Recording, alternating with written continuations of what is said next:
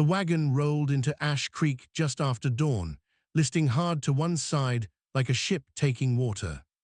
Nobody rode the bench. The horses, 2 bays caked in dried sweat and dust, walked slow, their heads low, reins dragging. They moved like they'd been walking for days without direction, following nothing but instinct and the memory of towns. Caleb Rourke was hauling crates onto the store porch when he heard the creak of the wheels. He turned, squinting into the pale morning light, and watched the wagon roll past the livery, past the saloon, past the boarded-up land office. It stopped in the middle of the street. Just stopped. The horses stood there, blowing hard, flanks trembling. Caleb set down the crate and stepped into the dust. A few others emerged from doorways, Doc Brennan, still buttoning his vest, Mary Taggart from the boarding house, old Hiram from the smithy. They gathered slowly, cautiously, the way people do when something feels wrong before they know why. Caleb reached the wagon first. The smell hit him before he saw inside. Blood, sweat, rot.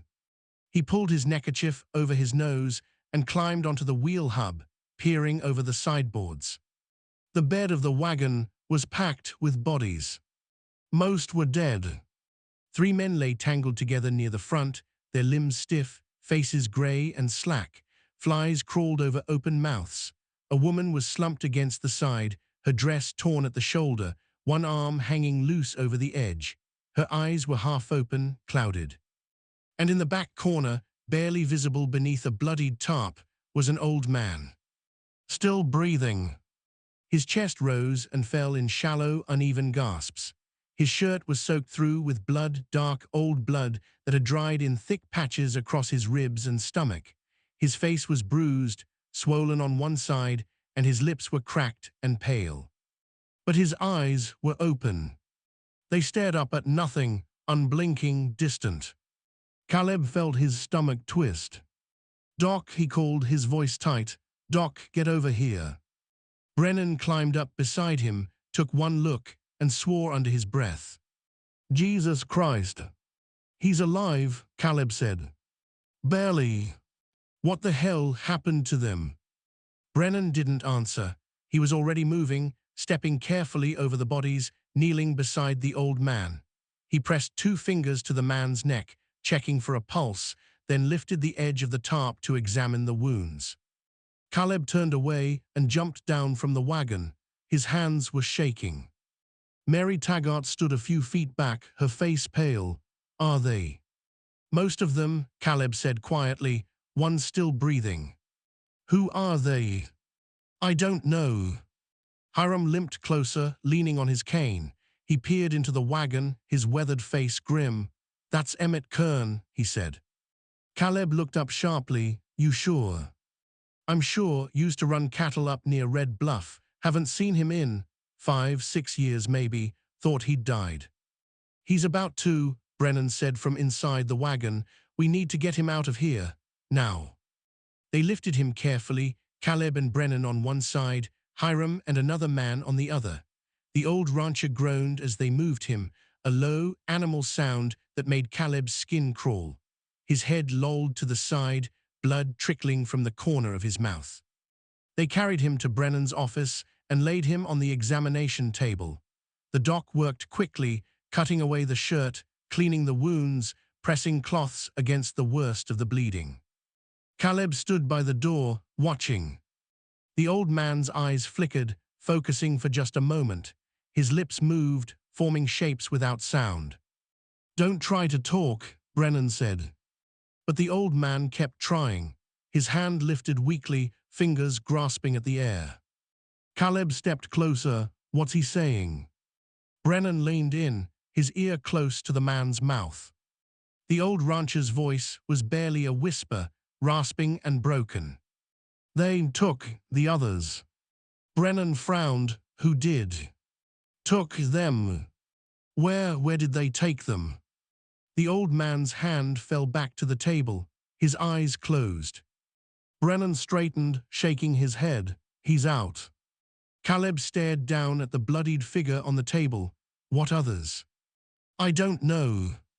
He said they took them." "Took who?" Caleb, I don't. There were 4 bodies in that wagon, Doc. He said the others. That means there were more. Brennan didn't answer. He was busy stitching a gash along the old man's ribs, his hands steady despite the tension in his jaw. Caleb turned and walked back outside. The wagon still sat in the middle of the street, the dead still inside. A crowd had gathered now, 20, maybe 30 people, standing in a loose circle, staring but not getting too close. Caleb crossed the street and climbed back onto the wagon. He moved carefully, checking each body, looking for anything, papers, a letter, a brand, something that might tell him where they'd come from. He found it tucked into the shirt pocket of one of the dead men. A folded piece of paper, stained with blood. Caleb unfolded it slow. WLY. It was a notice, printed, official-looking. Auction, SETTLERS Livestock and Holdings. Red Bluff Station, July 14th. By order of territorial authority, payment in coin or trade.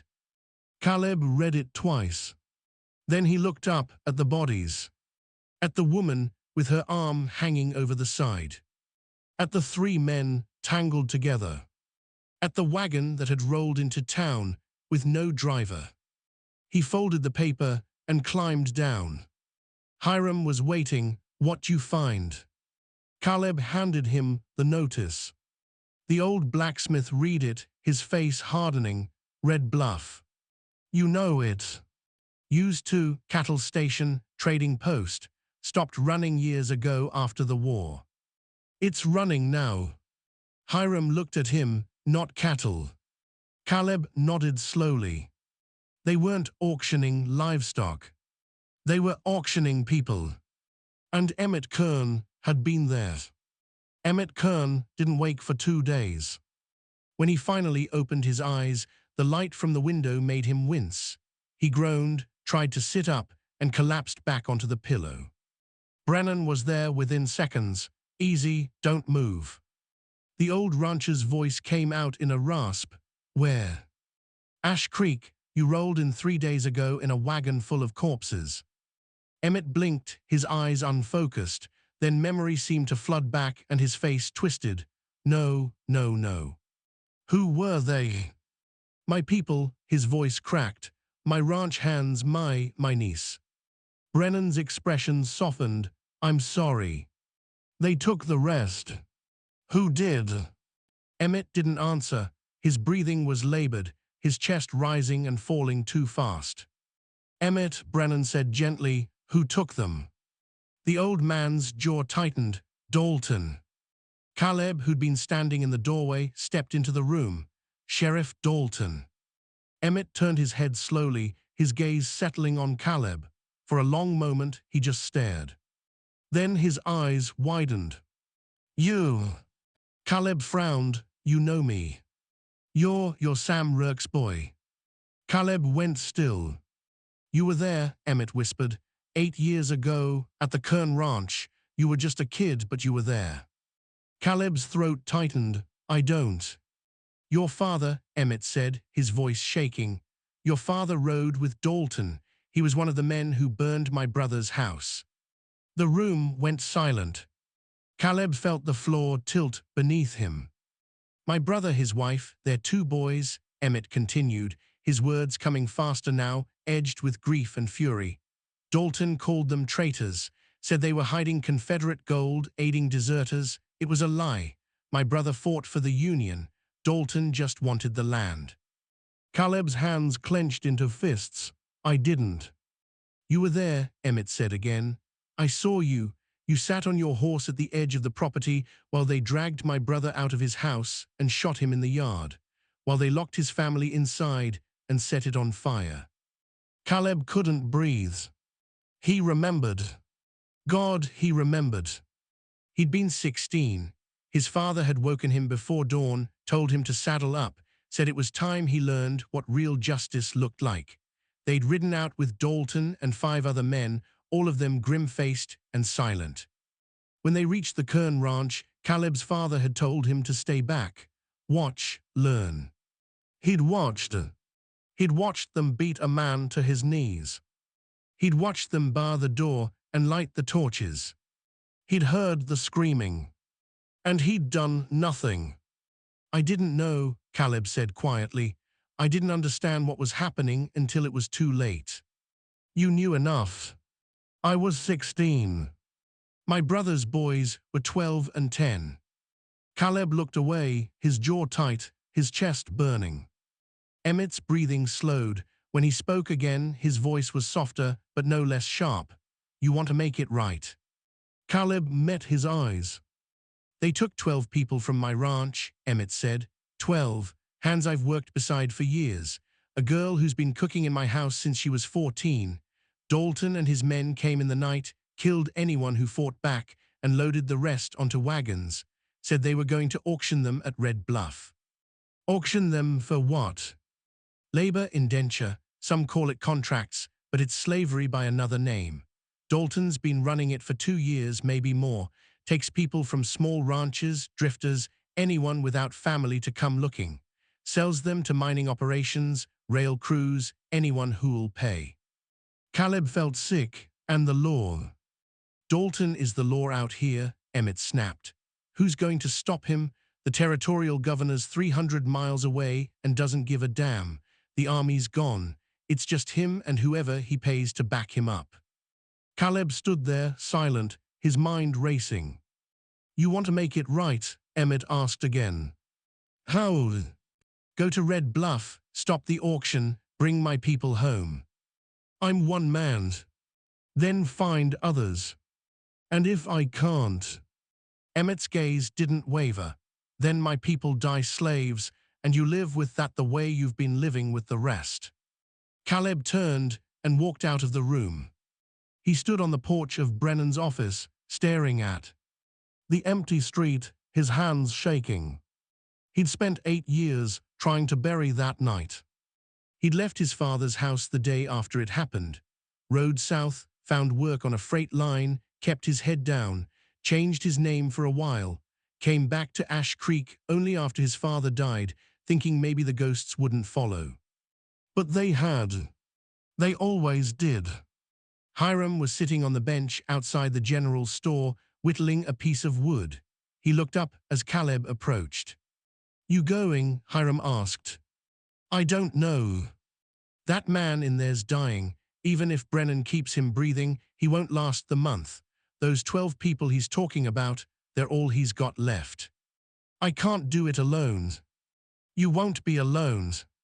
Caleb looked at him. Hiram set down his knife. I'll ride with you. You can barely walk. I can sit a horse, and I can shoot. He stood slowly, leaning on his cane.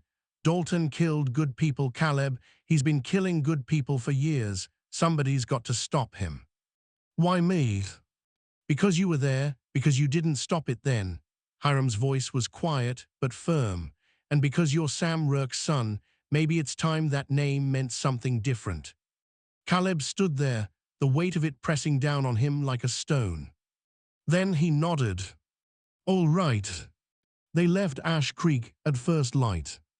Caleb, Hiram, and 2 others, Mary Taggart's brother, a wiry man named Eli who'd been a scout during the war, and a drifter called Penn who'd been passing through town and decided he had nothing better to do than ride toward trouble. 4 men, 6 rifles, and a wagon loaded with water and supplies. It wasn't an army, but it was what they had. The ride to Red Bluff took a day and a half. The land stretched flat and empty, dotted with scrub brush and sun-bleached bones. The heat pressed down like a hand, and the dust rose in clouds behind them. Nobody talked much. Caleb kept his eyes on the horizon, his mind turning over what Emmett had told him. 12 people, an auction, Dalton. He didn't know what they'd find when they got there. He didn't know if they'd be in time. They crested a low ridge just before sunset and saw it, Red Bluff Station, a scattering of wooden buildings clustered around a dried-up creek bed. Smoke rose from a few chimneys. Horses were tied outside a long, low barn. And in the yard, a crowd had gathered. Caleb pulled his horse to a stop. Eli rode up beside him, shading his eyes. That's a lot of people. Too many, Hiram muttered. They watched from the ridge as men moved through the crowd, some in suits, some in work clothes, all of them carrying themselves with the easy confidence of people who knew the law wouldn't touch them. At the center of it all, standing on a raised platform, was a man in a black duster. Even from a distance, Caleb recognized him. Sheriff Dalton. Taller than most, broad-shouldered, his hat tilted back just enough to show a face carved from stone. He was speaking to the crowd, gesturing toward a line of people standing behind him. Caleb's stomach turned. They were chained. 12 of them, just like Emmett had said. Men and women, all of them gaunt and hollow-eyed, their hands bound in front of them, connected by a long length of chain that ran through iron loops on their wrists. A girl couldn't have been more than 17, stood at the end of the line, her head down, her hair hanging over her face. Dalton gestured toward her, and the crowd laughed. Caleb's jaw tightened. "We can't just ride in there," Eli said quietly. "We'll be dead before we get close." "So what do we do?" Penn asked. "We wait," Hiram said. "Wait until dark, then we move." Caleb shook his head. "By then, they'll be sold. And if we go now, we'll be shot. So we do nothing. We do what we can." Caleb looked back at the station, at the line of people in chains, at Dalton standing over them like he owned the world. And then he saw something that made his blood run cold. A man stepped out of the barn, tall, lean, wearing a badge. Not Dalton's badge. A deputy's badge. And Caleb knew him. His name was Cole Madsen. He'd ridden with Caleb's father 8 years ago. He'd been one of the men at the Kern Ranch that night. He'd been the one who lit the fire. Caleb's hands tightened on the reins. "We're going in," he said. "Caleb, I'm going in. You can follow or you can wait here." He spurred his horse forward. "So here's the question that changes everything. If you were Caleb, would you have ridden down there? Would you have faced the men who burned innocent people alive, knowing you'd been too young and too scared to stop them the first time? Take a breath, think about it. And if you're still with me, tap that subscribe button so you don't miss how this ends.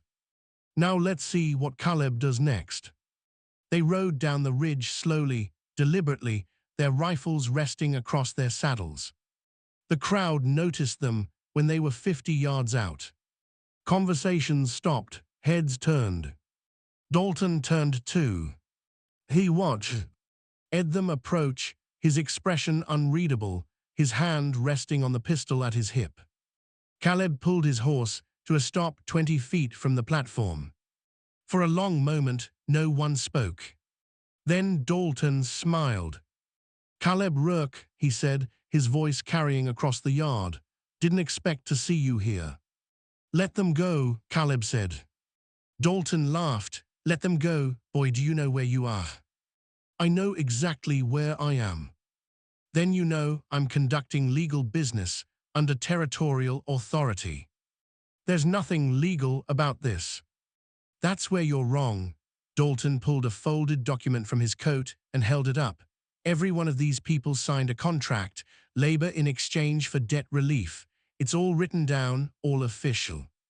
"They didn't sign anything," Caleb said. "You took them."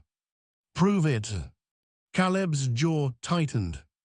Cole Madsen stepped forward, his hand on his gun. "You should ride out, Rourke. This doesn't concern you."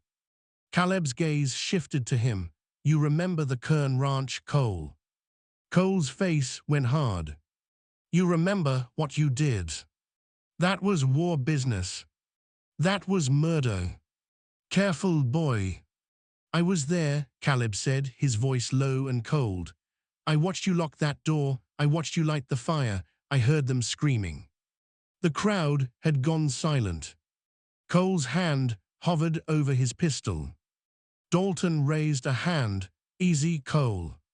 He looked at Caleb, his smile fading. "You're making a mistake."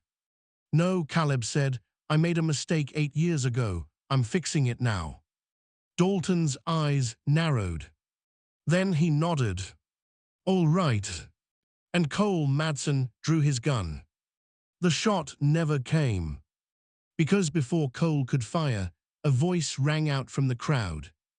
Hold it. Everyone turned. An older man stepped forward, gray-haired, weathered, wearing a rancher's coat and boots. Behind him, 3 others followed, all of them carrying rifles. Dalton's smile faltered. Henry, this doesn't. I know Emmett Kern, the man, Henry said, his voice steady. Worked cattle with him for 15 years. If you took his people, then this concerns me.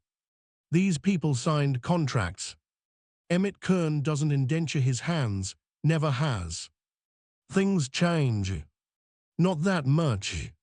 Another man stepped forward from the crowd, then another, then a woman. Within moments, a dozen people had moved to stand between Caleb and Dalton's men. Not heroes from a dime novel. Just locals who decided they weren't going to let cruelty run their county. Dalton looked around, his jaw tight. Cole still had his gun drawn, but his hand was shaking now. Last chance, Rourke, Dalton said quietly, ride out. Not without them. Dalton stared at him. Then slowly, he nodded to Cole. Cole holstered his gun. Dalton stepped down from the platform and walked over to Caleb's horse. He looked up, his eyes cold. You just made an enemy. I've had worse. Dalton turned and walked away, his men following. The crowd began to disperse. Caleb dismounted and walked to the platform, where the 12 people still stood, chained and silent. The girl at the end of the line looked up as he approached. Her eyes were hollow. You're Kern's niece, Caleb asked gently. She nodded. What's your name? Lily. Lily, I'm going to get you home. She didn't respond, just stared at him like she didn't believe it. Hiram and Eli moved through the line, using bolt cutters to break the chains. One by one, the captives were freed. Some collapsed, others just stood there shaking. Henry and the other locals brought water, blankets, food.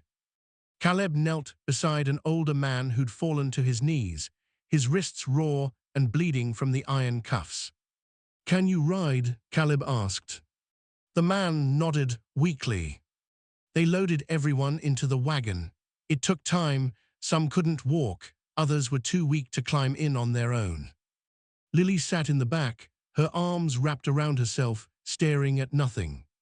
Caleb climbed up beside her. Your uncle's alive, he said quietly.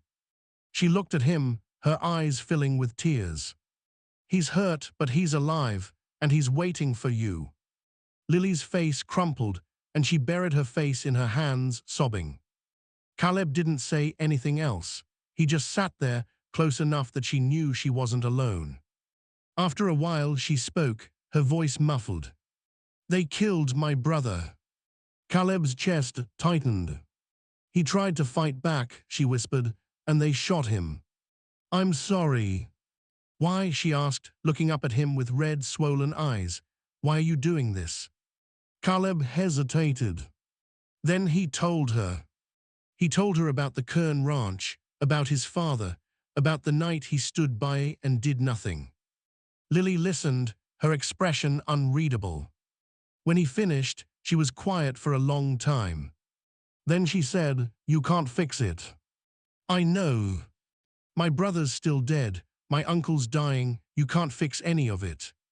I know, Caleb said again. Lily looked away, but you're here anyway. Yeah. She didn't say anything else. But when they started moving, she didn't pull away. They made camp that night halfway back to Ash Creek. The 12F. Reed captives huddled around the fire, wrapped in blankets, eating beans and hard bread. Some talked in low voices, others just stared into the flames. Lily sat apart from the group, her knees pulled to her chest. Caleb walked over and sat down beside her. For a while, neither of them spoke. Then Lily said, "Do you think he'll come after us?" "Dalton." She nodded. "Maybe. And if he does, we'll be ready." Lily looked at him. "You can't fight him forever." "No, but I can fight him today." She almost smiled, almost. They reached Ash Creek 2 days later. Emmett Kern was still alive, barely. Brennan had kept him breathing through sheer stubbornness, but the old rancher's face was gray, his breathing shallow. When Lily walked into the room, his eyes opened. "Lily." She crossed to his bedside and took his hand, tears streaming down her face. "I'm here, Uncle Emmett, I'm here." He squeezed her hand weakly. "The others." "All of them. Caleb brought us back." Emmett's gaze shifted to Caleb, who stood in the doorway. The old man's lips moved, forming words Caleb couldn't hear. But he knew what they were. "Thank you." Caleb nodded once and stepped outside. In the weeks that followed, the 12 survivors began to heal. Some stayed in Ash Creek. Others moved on, heading west or south, looking for family or fresh starts. Lily stayed with her uncle until the end. Emmett Kern died 3 weeks after they returned, peaceful, surrounded by people who loved him. Caleb helped dig the grave on a hill overlooking the valley. He carved the headstone himself, taking his time, making sure the letters were deep and clear. At the funeral, Lily stood beside him, silent and still. When it was over and the others had left, she turned to him. "What will you do now?" Caleb looked out over the valley, at the town below, at the stretch of open land beyond. "I don't know," he said. "Maybe stay, maybe keep trying to fix what's broken." "You can't fix all of it." "No, but I can fix some." Lily nodded slowly. Then she reached into her pocket and pulled out something small, a carved wooden horse, worn smooth from years of handling. "My brother made this," she said quietly, "when we were kids." She held it out to Caleb. "I can't." "Take it," she said, "so you remember." Caleb took it, his throat tight. Lily looked at him one more time, then turned and walked down the hill. Caleb stood there for a long time, the wooden horse in his hand, the wind moving through the grass. He thought about his father, about the men he'd ridden with, about the choices they'd made and the lives they'd destroyed. He thought about Emmett Kern and the 12 people who'd come home. And he thought about the ones who hadn't. He couldn't fix the past. But maybe, just maybe, he could carry it differently. He slipped the wooden horse into his pocket and started down the hill. Behind him, the sun dipped lower, casting long shadows across the valley. The wind whispered through the grass. And somewhere in the distance, a hawk cried out, circling high above the open land. Caleb didn't look back. He just kept walking. Years later, people in Ash Creek would tell stories about the summer Caleb rode to Red Bluff and brought back Emmett Kern's people. Some said he was a hero. Others said he was just trying to make up for his father's sins. Caleb never said which one was true. He kept the wooden horse on the mantel above his fireplace, a reminder of what silence costs and what it takes to break it. And when travelers passed through town and asked about the grave on the hill, he would tell them the story. Not to make himself look good, but so they'd remember. So the names wouldn't be forgotten. So the ones who died wouldn't be just bodies in a wagon, rolling into town with no one to mourn them. Lily visited once a year, always in the summer, always alone. She never stayed long. But every time she left, she'd stop at the grave, place wildflowers on the stone, and stand there in the quiet. And Caleb would watch from a distance, the wooden horse heavy in his pocket. Some wounds never heal. But sometimes, if you're lucky, they stop bleeding. And that's enough.